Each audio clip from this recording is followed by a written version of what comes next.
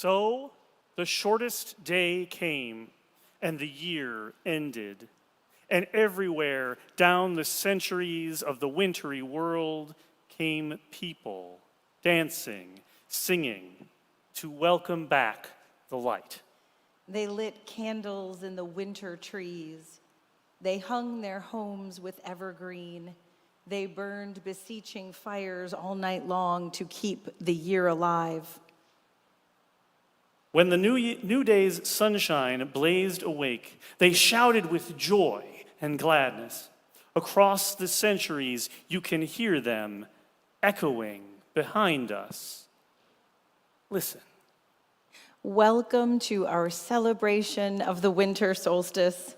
We gather on this night in the early darkness and refreshing cold of winter to be together in the darkness, to appreciate the restfulness and the peace that comes in the dark, and to recognize that this is the point when the light is reborn. Gathered here in darkness, we draw a unity and recognize that this darkness can be a rich and abundant time, for in the dark is where we hold seeds of hopes and dreams to come. In the northern hemisphere, the sun has been peaking lower and lower in the sky and has been setting sooner. Each night grows longer as we await the longest night of the year, night of the winter solstice. Tonight we celebrate the return of the light, and with it the return of hope, as our planet experiences the first slow turn toward greater daylight. And so we say once again, welcome Yule. Welcome all. Welcome light.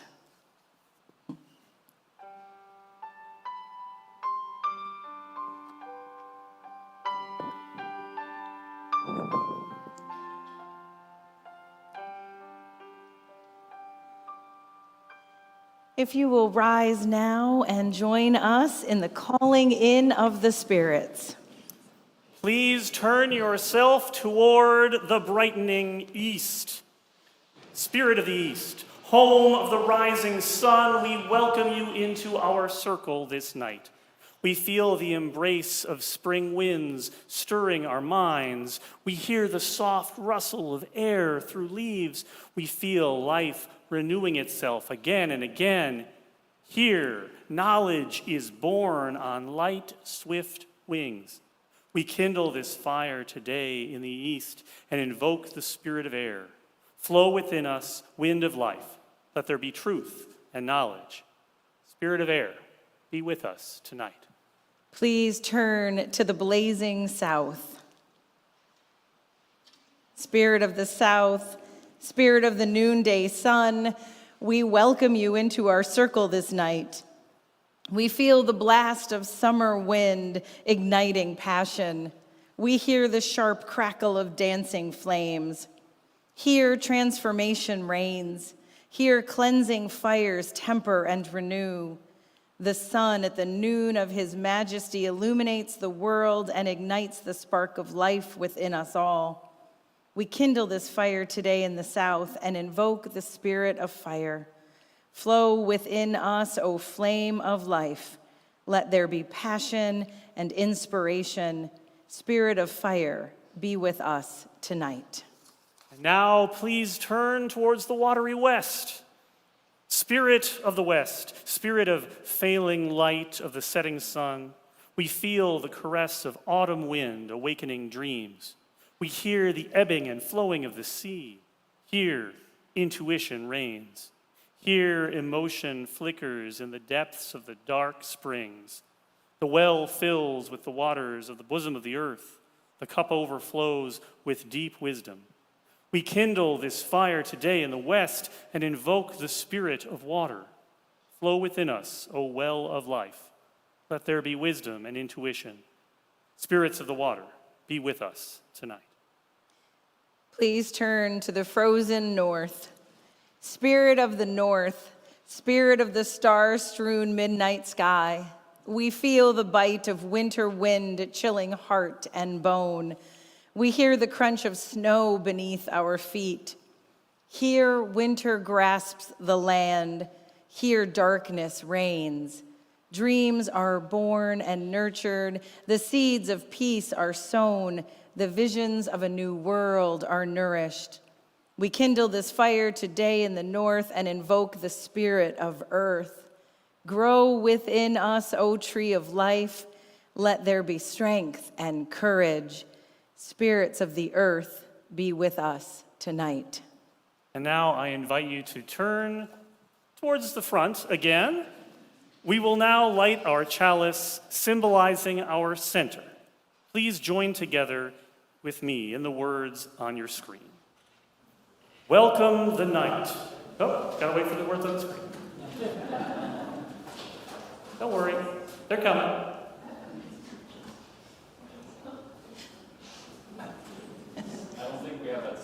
Oh, all right. Okay. Listen to these great words I have for you.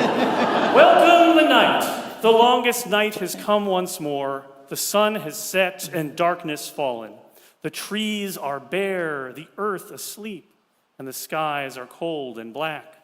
Yet tonight we rejoice in this longest night, embracing the darkness that enfolds us. We welcome the night and all that it holds as the light of the stars shine down.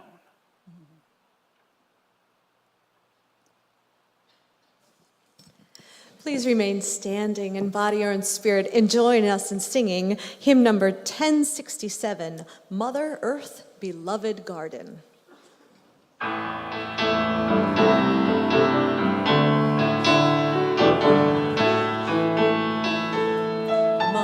Mother Earth, beloved garden, living treasure of our thoughts, all our days we crown our wings, sweet and peaceful birth and fruit, mercy us hands to feed us, hands of till and tender love, with the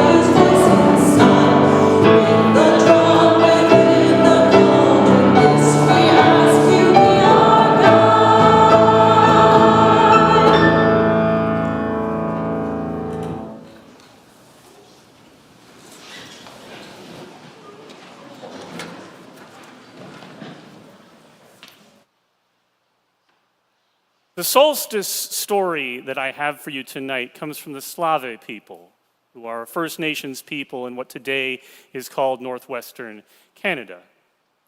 The story goes like this. A very, very long time ago, like really long, way before there were people, and way before the animals lost their voices, there was a very long winter.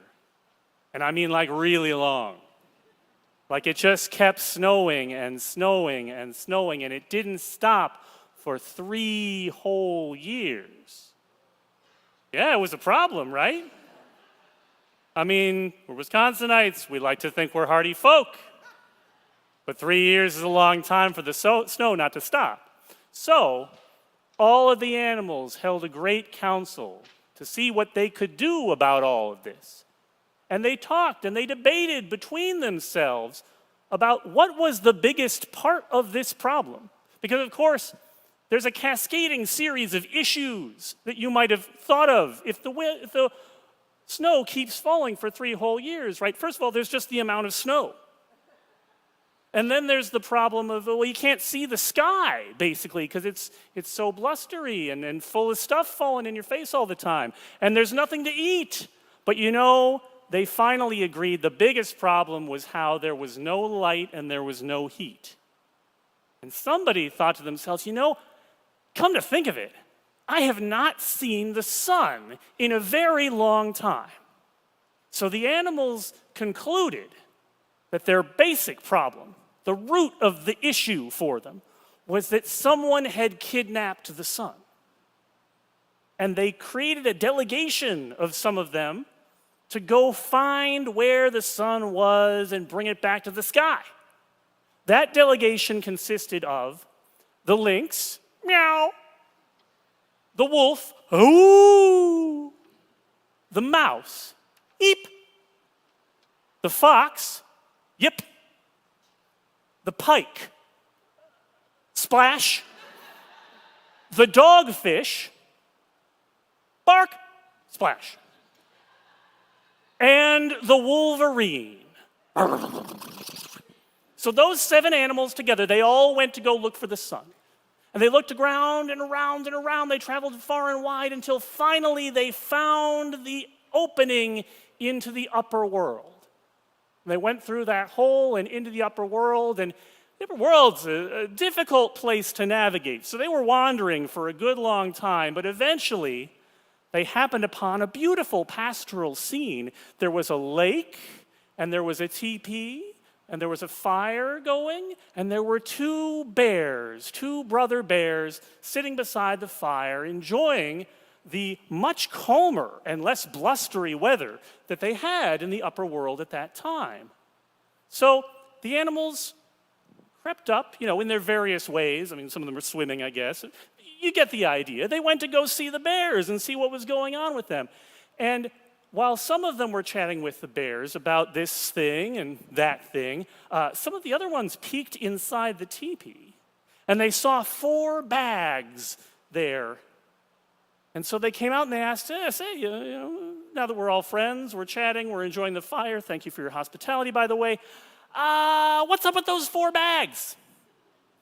Well, one of the bears said, well, the first bag, that is where our mother keeps all of the rain. I said, okay, all right, rain, check, good to know. Maybe it'll be useful later on. What about bag number 2? Okay, well, bag number 2, that is where our mother keeps all of the fog. Okay, all right. Not really having a dearth of fog right now, like not experiencing a problem in that area, but again, it's good to know. Thank you for the information. How about the 3rd bag? The 3rd bag is where our mother keeps the wind. Oh, okay, all right. Well, again, it's mostly a cold situation down in the lower world, so not a big solution to our problems, but I noticed there's a 4th bag. How about that one? And the brothers got into a disagreement about this because they said, look, our mother told us that that one is a secret, so if we tell you and she finds out, we're going to get in a lot of trouble. But Fox spoke up and said, oh, but my friend, she's never going to know if you tell us. So they did. And inside that bag, wouldn't you know it, that's where their mother was keeping the sun. Now, they have an answer to their problem, right? But there's two bears in between them and the solution. And then there's this other mother bear that sounds like it could be part of the problem as well. So they held their own council, just those 7 animals. And the lynx, remember, meow, said, I have a plan. I'm going to go over to the far side of the lake, and I'm going to transform myself into a deer. Why is it a lynx when it's just going to transform itself into a deer at a pivotal moment in the story? I don't know. I think it's a fascinating choice on the part of the storyteller. Creativity, right? Let's give them credit. I didn't see that coming. So the lynx is going to go over to the far side of the lake, turn into a deer, right? And then when the mother bear gets back, she'll get in her canoe, because she'll obviously want to catch the deer, and she'll row across the lake. And then here's where the mouse, remember? Eep. Mouse spoke up and said, well, what I can do is I can gnaw into her oar just far enough that it'll break at a pivotal moment. Okay, good plan. Thanks for your contribution, Mouse. So the lynx turns into a deer, goes to the far side of the lake. The mother bear returns. She sees the deer. She gets in the canoe. She's paddling across the lake, getting ready to eat herself a deer. And at a pivotal moment, the oar snapped, and she was stranded in the middle of the lake. She was having to sort of like push on the side of the canoe. It was not very effective at all. And while she was dealing with that, and the 2 brother bears were shouting to their mother from the shoreline, saying, oh, paddle on this side, Ma, paddle on that side, Ma. The rest of the animals, they went into the teepee, they grabbed the sack with the sun in it, and they took off. And the lynx had time enough to get all the way around the lake and join the group and just be going all together, right? So now the animals, all 7 of them, the lynx, meow, the wolf, oh, the mouse, eep, the fox, yip, the pike, splash, the dogfish, bark, splash, and the wolverine, they were all running together and taking turns. Everybody took a turn. Everybody participated in the carrying of the sun. It was very hard. And you know, once the mother bear got all the way to the edge of the lake, she took off running, and she was fast, let me tell you what. I mean, she was effective enough that she stole the sun and she kept it cooped up for 3 years, right? So she's a pretty determined actor in this story. They were chasing after her. She was chasing after them. They were chasing towards that hole down in the lower world. They got there just in time. They shoved the bag down first. They all had to stomp on it to make it go down into the lower world. The bag went through the hole, burst open, and the sun filled the sky. Those 7 animals, they all went down after it. But the story's not over yet. Because when the sun comes out and gets all hot and nice and bright, after a long winter like that, what happens? Snow melts. And all that snow melted, and it was so much water that it flooded the whole world, till nothing was above the water other than the tallest tree in the world. So all the animals climbed up into its branches, and they were hanging out there, hoping that something would help them. They were all crying out for assistance. And then the greatest, biggest, mightiest fish in the whole sea swam up, heard their complaints, heard their concerns, took positive action to make a difference in its community, and sucked down all that water till it was full, till there was none left. And that fish became a mountain, and it has been until this day.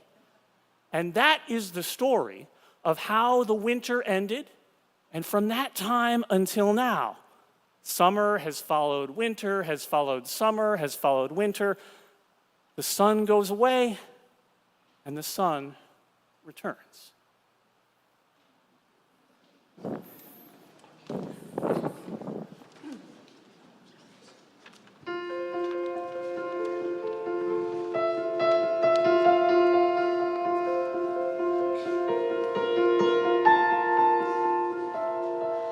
Praise for the sun, who by day gives us warmth and enlightens. Praise for the moon, who the darkest night cheerfully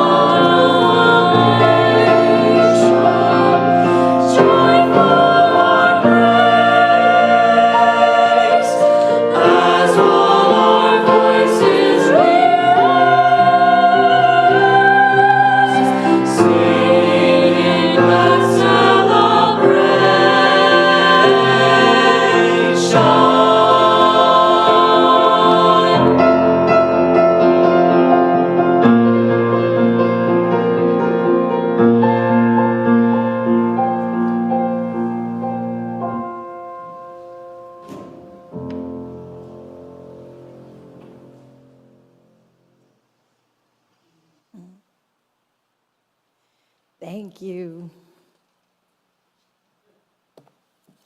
Our next story, one that we love here in Wisconsin, the solstice badger. Back in the very beginning, when the world was young, it was always summer. The sun walked unhurriedly across the sky in joy each day. But there came a time when his head grew heavy, his light was weaker, and all the first creatures wondered and worried. One evening, as he was descending beneath the earth and the moon was rising, she called to him across the gulf of the sky, "My brother, you seem sad. What is wrong?" "Oh, sister, I am so lonely. Everything on earth, down to the little field mouse, has a companion. Even you have the stars. But I am alone," he sighed. "Oh, I see," said she. "I will spread the word, dear brother, and we will find you a friend." Now the moon whispers to the sea each night, and the sea listens. On this night, she told it what the sun had said. The sea told the fishes, and the fishes told the birds, "The sun is lonely." Soon all the creatures of the air had heard the news, and they gathered to discuss the matter. "What could be simpler?" cawed the first crow, ruffling her white feathers. "I myself will fly to the sun and keep him company." So it was that in the morning, as the sun began his journey, he saw a tiny white speck flying toward him. It grew bigger as it approached, and the sun thought joyfully, "Someone is coming to see me." It took Crow a long time to reach him, but she was as strong as she was stubborn, and finally alighted breathless on the sun's strong arm. "I am here to accompany you," she gasped, bowing respectfully to the sun. But the sun was dismayed, for her feathers were blackening as he watched. "I thank you for your courage and compassion, little grandmother, but I fear that if you stay with me, you will soon burn up altogether. Please go back home." Crow, her last white feathers frizzling away. She was hurting too much to speak. She nodded and left. The next day, Hummingbird declared that he would try. "Things that move quickly don't burn," he said, "and the sun must have a companion." So he shot up into the sky like a comet, up and up and up, but it was much farther than he had thought. He wasn't quite halfway there when his tiny breast went crimson with effort, and he fell exhausted back to earth. After him, Eagle made the attempt, and then Osprey and Albatross, and even the little sparrow. All the birds tried and failed, and the sun grew more and more dismal. Far down under the surface of the earth, there is a river that flows from west to east, carrying anyone bold enough to lie in its swift current. It runs from horizon, and both the sun and the moon rest in its waters whenever they aren't in the sky. Near this east-flowing river, through a cave and to the left, lived the very first badger.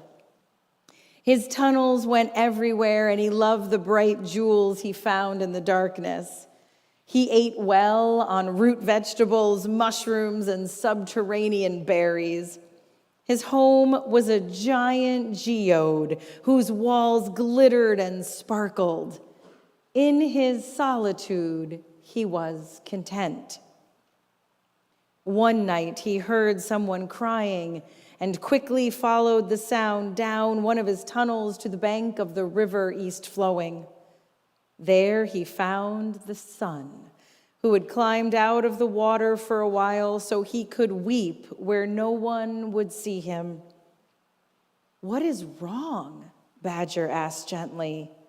The sun, startled, jumped to his feet. "A new creature! I have never seen anything like you before, but you should run away before I burn you." And he sobbed. But Badger shook his head.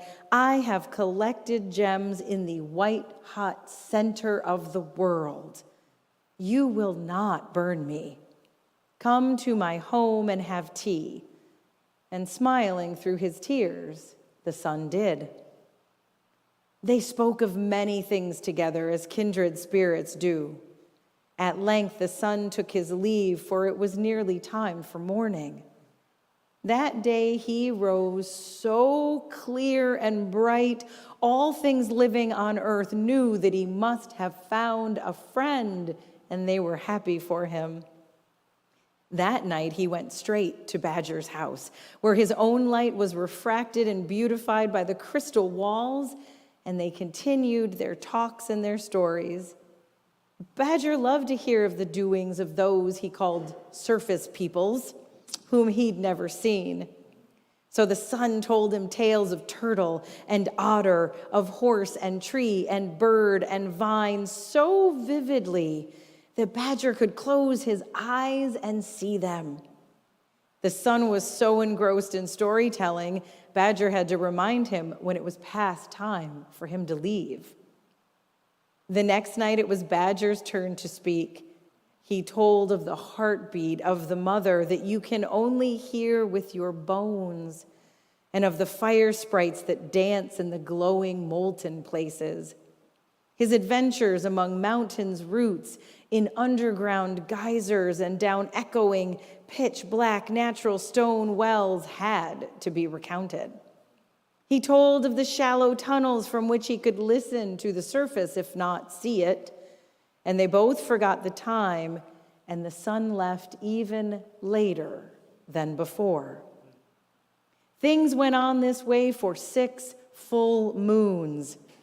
The sun would rise a little later every day and walk a little faster across the sky. He was so preoccupied with thinking over things his friend had said or laughing over a joke they shared that he didn't notice that the world below was changing. The leaves were falling, the winds were bitter, and the very first snow began to fall. The trees took it patiently because trees always do, but all the creatures were miserable. Came a day when the sun fairly sprinted through the sky, for he remembered a story he hadn't told Badger yet and couldn't wait to tell it. But when he reached the geode house, his friend was in the doorway, looking sad. "Come with me," said Badger, and walked away. The sun hesitated before running to catch up. After all, in all this time, he had never gone into the dark places far from the river. The Badger led him through many twisting, branching tunnels until he was quite lost. "Now, my friend, listen," he whispered. And the sun realized they were in a shallow tunnel. He listened and heard the sigh of the wind and creaking branches.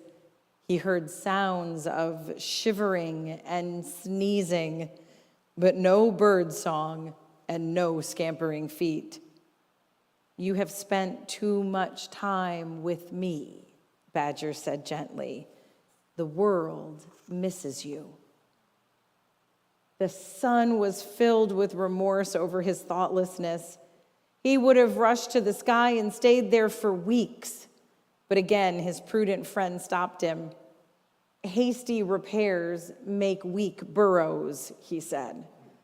"We must act wisely now, so we must consult the wisest of all things. You know the world, and I do not. Who should we ask for guidance?" The sun pondered deeply for a moment, his brow furrowed, then said, "The trees are the oldest things on earth.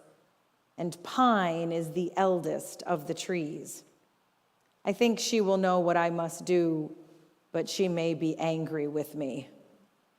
"I will go to her," Badger said, "and I will take gifts to soothe her anger." Together they returned to Badger's home, where they filled a sack with all the most glorious gems he had collected and enough food for a mighty feast. "Wait here for me," he told the sun.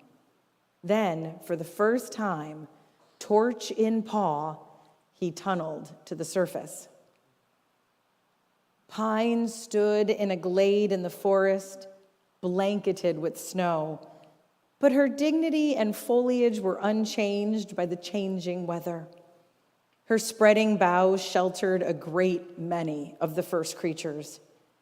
She had hatched from her cone long before the first sunrise and had seen all things born of nothing, so she was not easily surprised.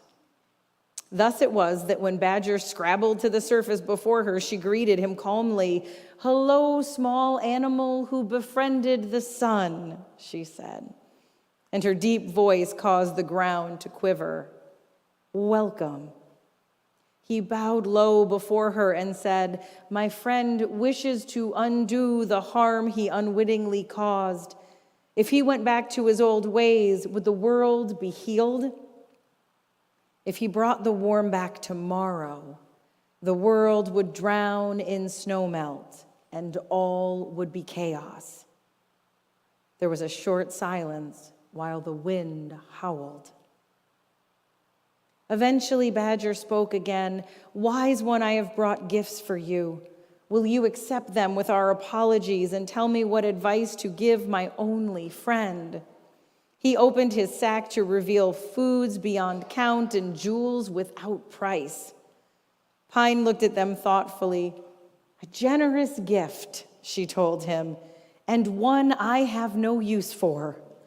Give them to the creatures who have all suffered more than I. As for the solution, it is simple. The sun must regain his old habits as gradually as he lost them. All good things in this world happen slowly, seeds and eggs and seasons alike." Badger bowed deeply in thanks and turned to go. "You will miss him." Her voice, deep as a drumbeat, forestalled any lie. He nodded and tears filled his eyes. "You need not." The voice of the pine became so resonant it seemed to come from everywhere at once. "My roots are on Great Mother's pulse, and she speaks now through me. When 7 cycles of the moon have passed, the days will be as long as ever, but then your visits together may grow again. After 13 moons, the patterns will begin anew. For the sun must have a companion, and the badger must be rewarded for his selflessness. And the mother has decided to welcome the dark times and call them winter." All things alive held their breath in a moment of awe. Then it passed.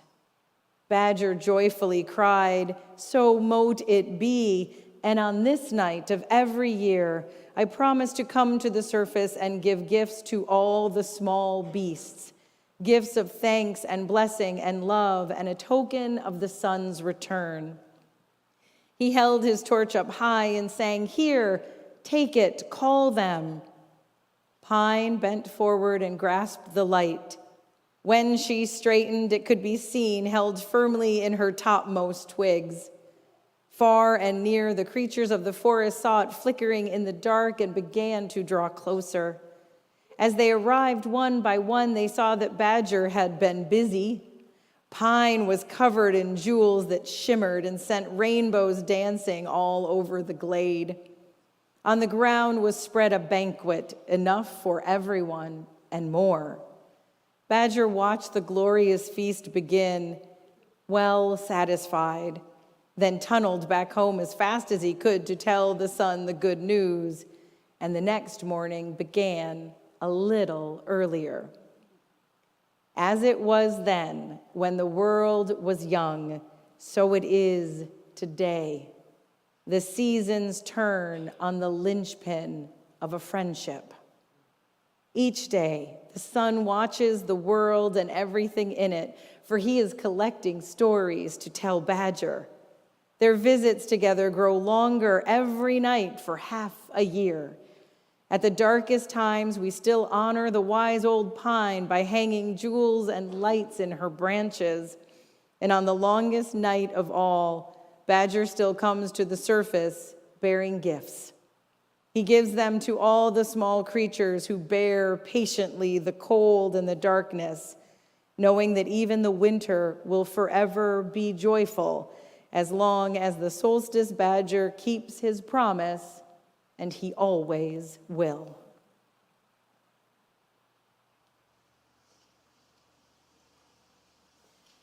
Please rise in body and spirit and join together in singing hymn number 55, Dark of Winter.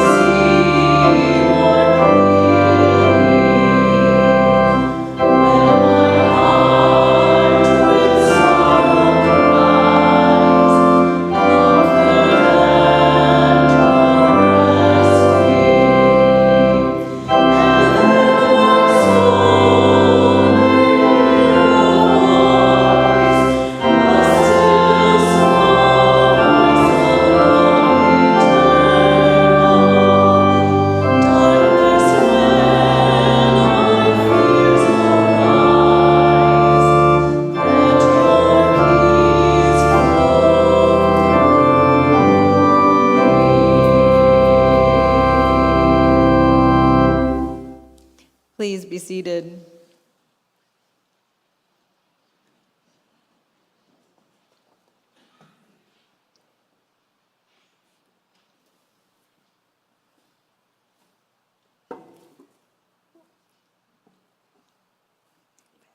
Thank you. I invite you to enter with us into a time of myth and legend, to hear the tale of two immortal brothers, twins, as alike and as different as day and night. No one knows which of the two is older. I am. No, I am. For both are said to have existed since the dawn of time. In frosty darkness I am born, and in frosty darkness I die, only to be reborn again and again. I rule over autumn and winter, the times of harvest, of aging, of wisdom and rest. I am the Holly King, he of the... And I am the Oak King. In warm luminescence I am born, and in warm luminescence I die, only to be reborn again and again and again.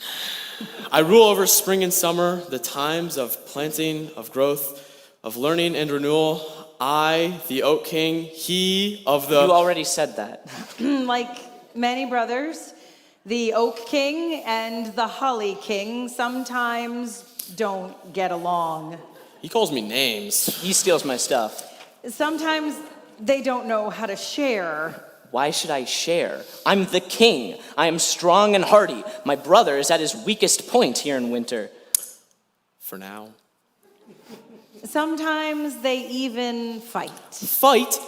He kills me every summer to steal my crown. He's plotting to off me right now. Only because you kill me every winter to steal my crown. Fortunately, even the most stubborn person can learn to get along with others. I'm not stubborn. It's not my fault he's a twit.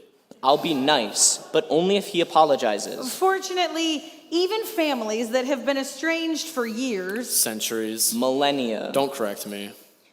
for millennia, can be reconciled. You wish. It begins with learning to recognize the inherent worth and dignity of every person. His only worth lies in the crown.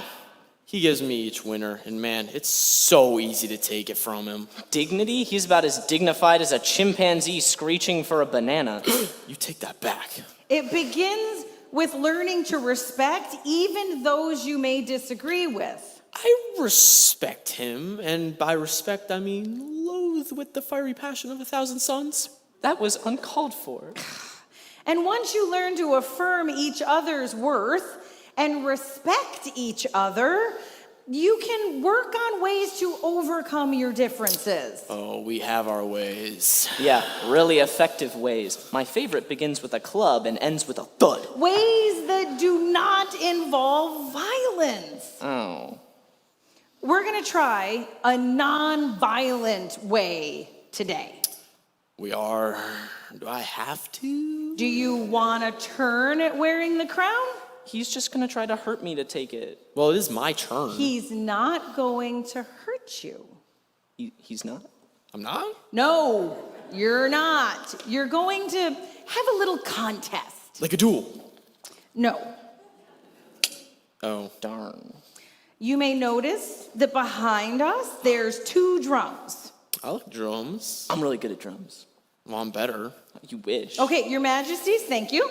Now, the Oak King, please choose a drum, any drum.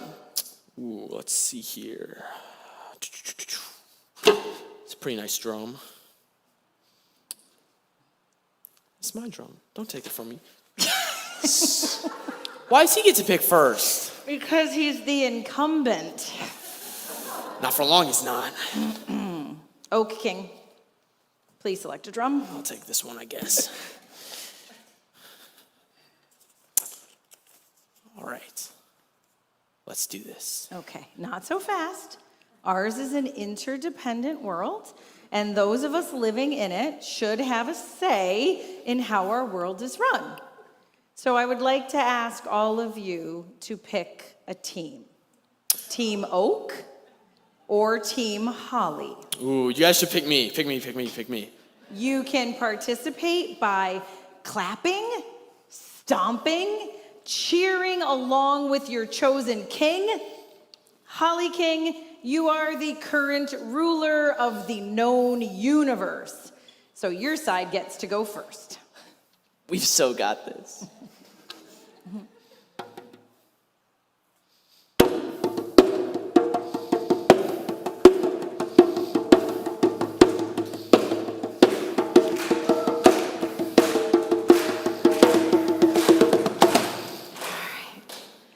Now, the Oak King. Follow me, my good and worthy Oaklings. All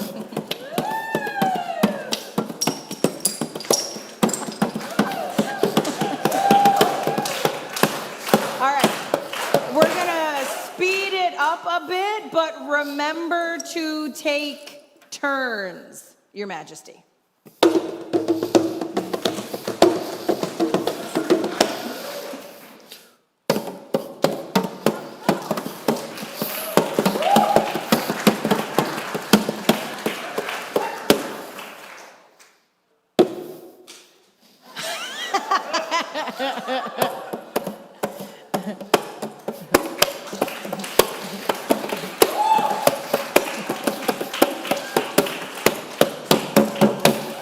Curses! I must admit defeat. Well, Hand over the crown, tree boy. Okay, wait. You get the crown, but only on one condition. Condition? Mortal. Yep. Fine, what condition? In 6 months, you will give your brother a chance to win it back. And you won't try to hurt him to get it. Another drum battle? I can agree to that. Good. Now give him the crown. Here you go. Ooh, it's a nice crown. All Summertime, hail man. the Oak King. Give the man a round of applause.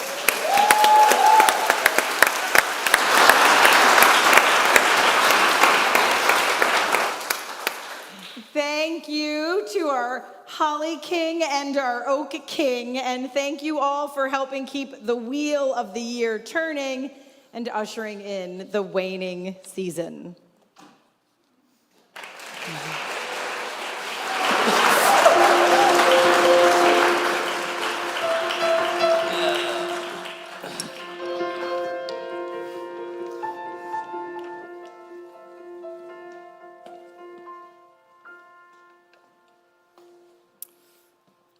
I invite you now into this time of giving and receiving, where we give freely and generously to this offering which sustains our community here, and today specifically supports Just Dane's eviction prevention program. Our gifts from this and all other services throughout the holiday season provide a great deal of the funding that helps to run this program. Sometimes the difference between a family being out on the street or staying in their home can be just a little help with the rent. With your help, Just Dane and Joining Forces for Families are helping people to prevent eviction and homelessness. There are multiple ways for you to share your gifts tonight. You can contribute cash or checks in the baskets now being passed here in the auditorium. You can also see on the screen that you can donate directly from our website, fusmadison.org, and find the text to give information there as well.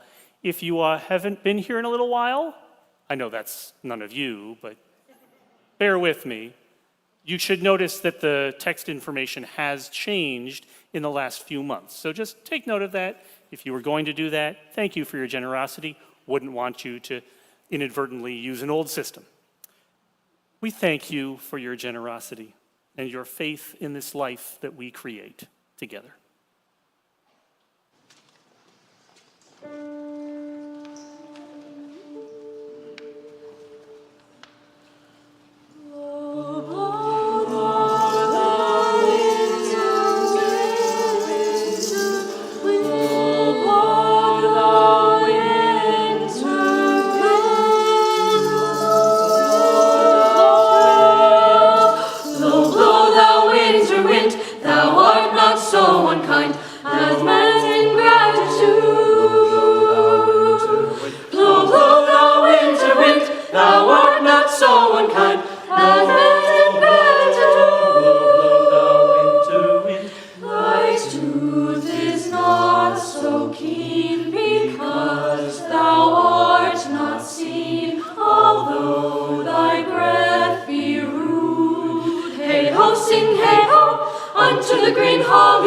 Most friendship is fading, most loving mere folly.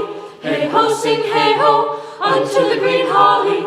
Most friendship is fading, most loving mere folly. Then hey ho, the holly, hey ho, the holly. This life is most jolly.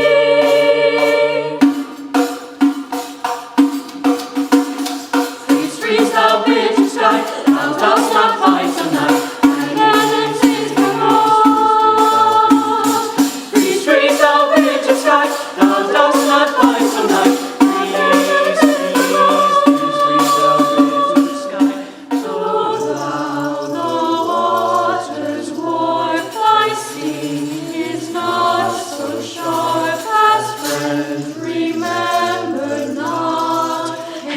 Sing hey ho, unto the green holly. Most friendship is fading, most loving mere folly. Hey ho, sing hey ho, unto the green holly. Most friendship is fading, most loving mere folly.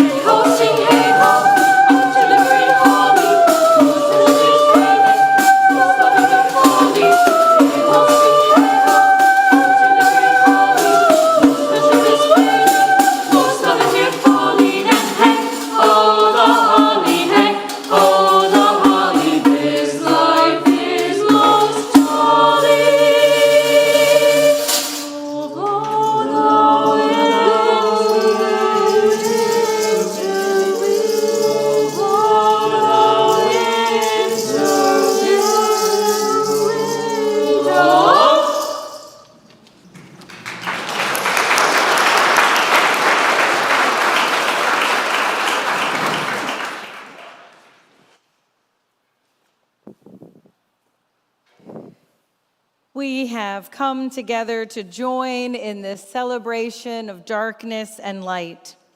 We have come together out of the cold to fill this place with songs and stories and the warmth of people willing to share of themselves during this glorious season. Let us now join together in filling this sacred space with light and wishes, using our own energy, our power, our hope, and goodwill to encourage the sun to return to us once again. Spirit of life, ancestor of the stars and the sun, you who embrace the vastness of space and us along with it, be with us today.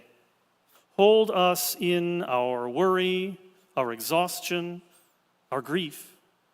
Keep us close as we sit with our truth, whatever that may be. Lead us to rest in the quiet, to find solace and renewal in this time of shifting light and dark. You whose arms open with the spinning galaxies, help us to make room as you do for all that is. Open our hearts to our loved ones, our neighbors, the beings with whom we share this planet. Lead us to reach out to others in compassion. Turn us toward one another in mercy, right relationship, reconciliation. You who have seen the rising and setting of suns, of seasons, of civilizations, remind us of all that we have learned from the history of the world and from our own histories. Give us the courage to face our mistakes and to repair them whenever possible. Help us understand our interdependence, our gravitational relatedness with all of the other spinning lives around us, and lead us to treat those relationships with care. In this space, filled with the people among us who shine like stars, this space filled with the sparkle of love and care, we give thanks for this moment to be together. May our senses be open to the beauty of this day, this season, this world. Blessed be. And now, as we sing our Winter Solstice chant, we invite you to come forward, lighting solstice candles, bringing with you your hopes, your dreams for this season of darkness and of light. Please come forward and help us to fill this room with light and love and hope once again.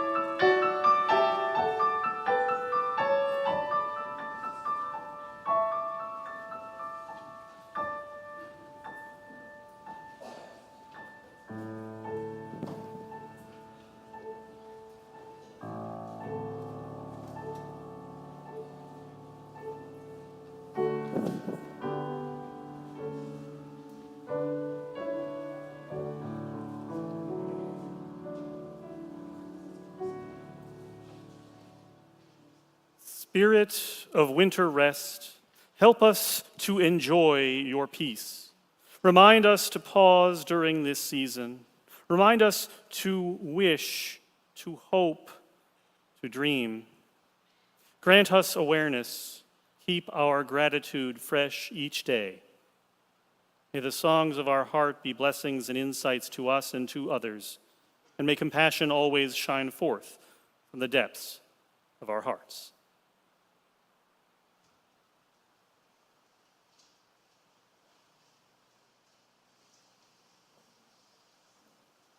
Please rise in body or in spirit and join together in singing hymn number 235, Deck the Hall with Boughs of Holly.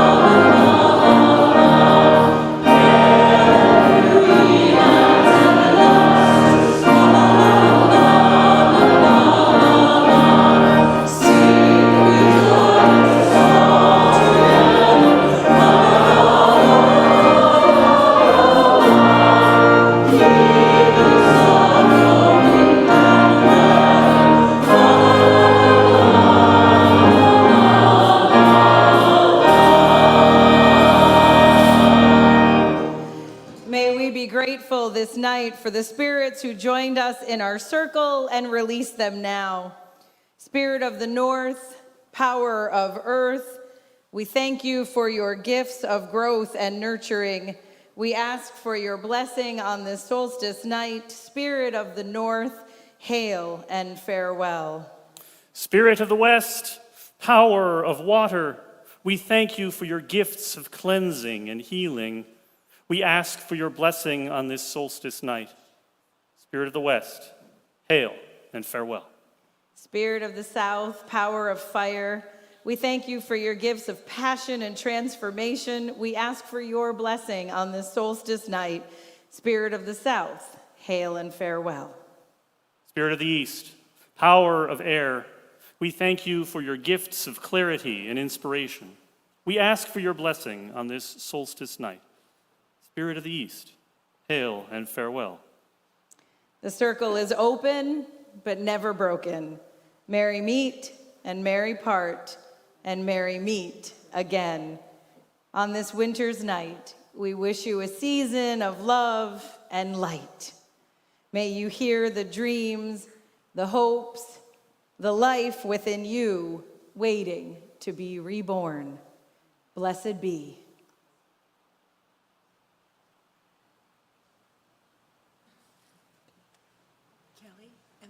Please be seated for the postlude.